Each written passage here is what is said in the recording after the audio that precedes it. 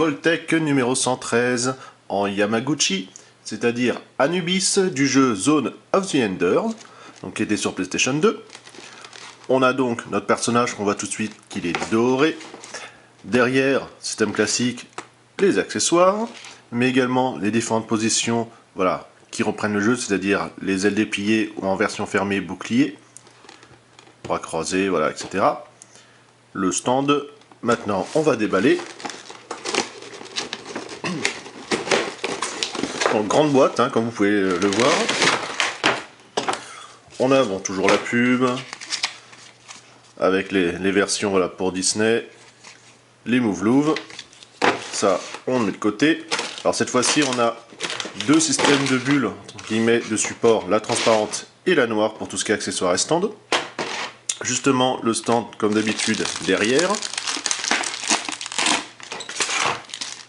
Voilà. On enlève ce scotch. On va aller sortir le cutter. Donc voilà, le bras, les deux supports, les différents ball joints. On continue avec les ailes.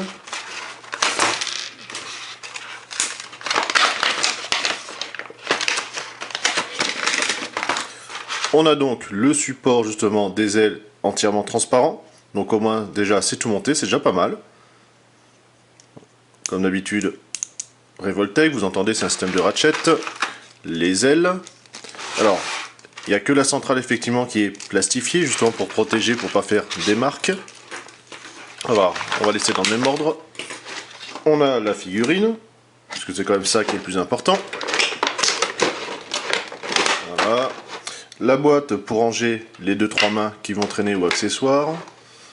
Le câble qui va lui servir de queue. La lance, justement. On a tout de suite le petit picot qui va servir pour tenir dans la main. Et enfin, notre Anubis. Avec toujours les petits plastiques voilà, pour protéger. On va les enlever. Voilà, après un désossage en règle, on se retrouve avec notre figurine. Donc, bien la tête d'Anubis. On a comme ça noir, marron et doré. Niveau articulation, alors c'est quand même bien loti. Ici, on va voir rotation là, à nouveau un ball joint, la main, également ici, donc la tête, encore, enfin en tout cas le cou, la tête, on va avoir ici, ici, juste pour la rotation, on va avoir à ce moment-là au niveau des jambes, comme cela. Donc voilà, c'est vrai qu'il est quand même très très bien loti, il y a quand même de quoi faire. On va lui mettre justement un des accessoires, comme cela. Donc plastique souple, on ne peut pas vraiment lui donner de forme. Voilà. La boîte a quand même donné la forme principale. Justement la lance, on va pouvoir lui mettre. Vous avez ici sur le dessus de la main la tâche. Ainsi, c'est quand même mieux. Donc ça tient un petit peu, hein. C'est vrai que le picot va pas super loin non plus. Pour les ailes, justement, vous avez la tâche dans le dos qui doit être quelque part. On va dire que c'est au niveau du bas des reins. On va pouvoir ainsi mettre les ailes. Donc vous pouvez voir qu'il y a une articulation ici, mais également où sera placée l'aile, justement.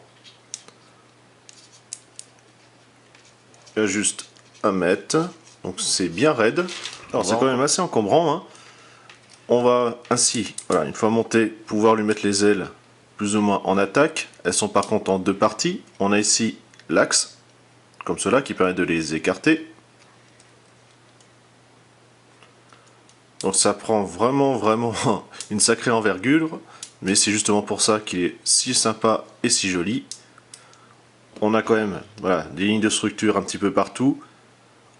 On a comme ça le doré un petit peu voilà, effectivement brillant métallisé, le marron plus mat et le blanc brillant.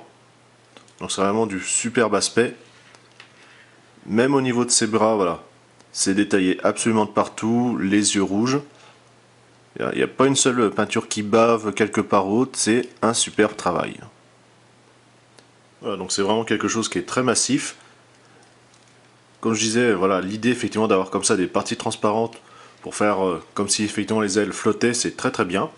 En plus, pour une fois, c'est quand même aussi bien articulé. Vous avez ici du double bol joint, ici un autre, mais vu que vous avez cette partie qui permet de prolonger le bras de levier, bah justement, ça donne un peu plus d'allure à l'ensemble. Au niveau du déport, c'est vraiment une super figurine.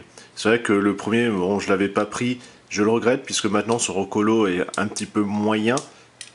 Mais bon, il n'empêche, cet Anubis est superbe. Si vous aimez voilà, le jeu, vous avez passé des heures ou simplement vous aimez les Revoltech, eh bien allez-y, c'est une sublime figurine. Allez, on se dit à une prochaine. Salut!